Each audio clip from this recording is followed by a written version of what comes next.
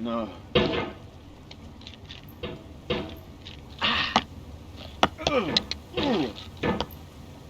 There's no feeling more intense than starting over.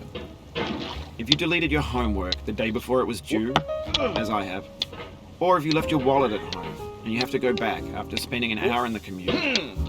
If you won some money at the casino and then put all your winnings on red but it came up black. If you got your best shirt dry cleaned before a wedding and then immediately dropped food on it. If you won an argument with a friend and then later discovered that they just returned to their original view. Starting over is harder than starting up. If you're not ready for that, like if you've already had a bad day, then what you're about to go through might be too much. Feel free to go away and come back. I'll be here. Alright, thanks for coming with me on this trip. I'll understand if you have to take a break at any point. Just find a safe place to stop and quit the game. Don't worry, I'll save your progress, always, even your mistakes. This game is a homage to a free game that came out in 2002, titled Sexy Hiking. The author of that game was Jazuo, a mysterious Czech designer who was known at the time as the father of B games. And B games are rough assemblages of found objects. Designers slap them together very quickly and freely, and they're often too rough and unfriendly to gain much of a following. They're built more for the joy of building them than as polished products. In a certain way, Sexy Hiking is the perfect embodiment of a B game. It's built almost entirely out of found and recycled parts, and it's one of the most unusual and unfriendly games of its time. In it, your task is simply to drag yourself up a mountain with a hammer. And that act of climbing, in the digital world or in real life, has certain essential properties that give the game its flavor. No amount of forward progress is guaranteed. Some cliffs are too sheer or too slippery. And the player is constantly, unremittingly in danger of falling and losing everything. Anyway, when you start Sexy Hiking, you're standing next to this dead tree that blocks the way to the entire rest of the game. It might take you an hour to get over that tree, and a lot of people never got past it. You prod and you poke at it, exploring the limits of your reach and your strength, trying to find a way up and over. And there's a sense of truth in that lack of compromise. Most obstacles in video game worlds are fake. You can be completely confident in your ability to get through them once you have the correct method or the correct equipment or just by spending enough time. In that sense, every pixelated obstacle in Sexy Hiking is real. The obstacles in Sexy Hiking are unyielding, and that makes the game uniquely frustrating. But I'm not sure Jazuo intended to make a frustrating game. The frustration is just essential to the act of climbing, and it's authentic to the process of building a game about climbing. A funny thing happened to me as I was building this mountain. I'd have an idea for a new obstacle, and I'd build it, test it, and it would usually turn out to be unreasonably hard. But I couldn't bring myself to make it easier.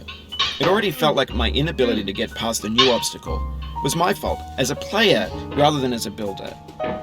Imaginary mountains build themselves from our efforts to climb them, and it's our repeated attempts to reach the summit that turns those mountains into something real.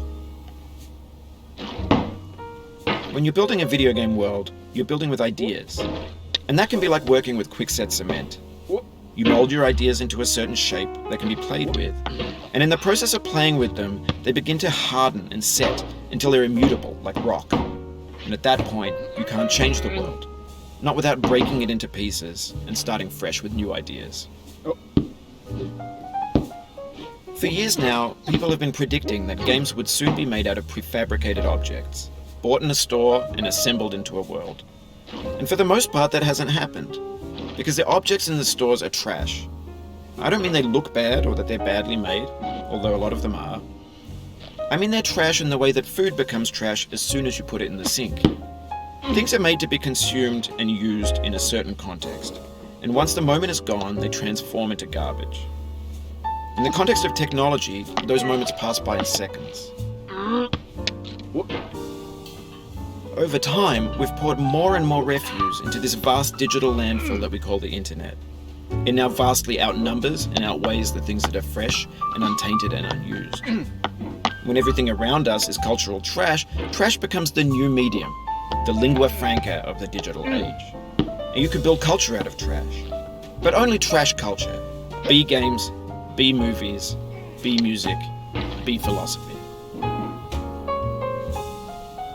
Maybe this is what digital culture is. A monstrous mountain of trash, the ash heap of creativity's fountain. A landfill with everything we ever thought of in it. Grand, infinite, and unsorted. There's 3D models of breakfast, Gen X's fanfic novels, scan magazines, green screen Shia LaBeouf, banned stuff scenes on LiveLeak. Facebook's got lifelike bots with unbranded adverts and candid shots of Kanye and Taylor Swift mashups, car crash epic failed gifs, Russian dashcam vids, discussions of McRibs, discarded, forgotten, unrecycled, muddled, rotten, untitled. Everything's fresh for about 6 seconds, until some newer thing beckons, and we hit refresh. And there's years of persevering, disappearing into the pile, out of style, out of sight. In this context, it's tempting to make friendly content that's gentle, that lets you churn through it but not earn it. Why make something demanding if it just gets piled up in the landfill, filed in with the bland things? When games were new, they wanted a lot from you. Daunting you, taunting you, resetting and delaying you. Players played stoically. Now everyone's turned off by that. They want to burn through it quickly, a quick fix for the fickle, some tricks for the clicks of the feckless. But that's not you, you're an acrobat. You could swallow a baseball bat. I'm going down the road feeling bad. Lord, I'm going down the road feeling bad. I'm going down this road feeling bad. And I ain't gonna be treated this away. I'm going where the chill wind never blows. Lord, I'm going where that chill wind never blows. I'm going where that chill wind never blows. And I ain't gonna be treated this away.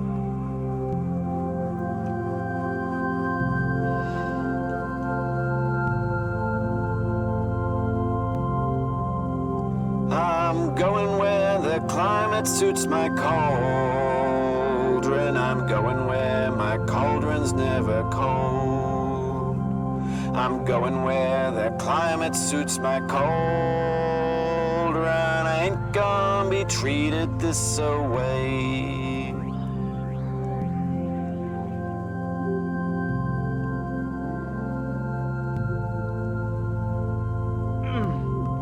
I'm going down this road feeling bad. Lord, I'm going down this road feeling bad. I'm going down this road feeling bad. And I ain't gonna be treated this away.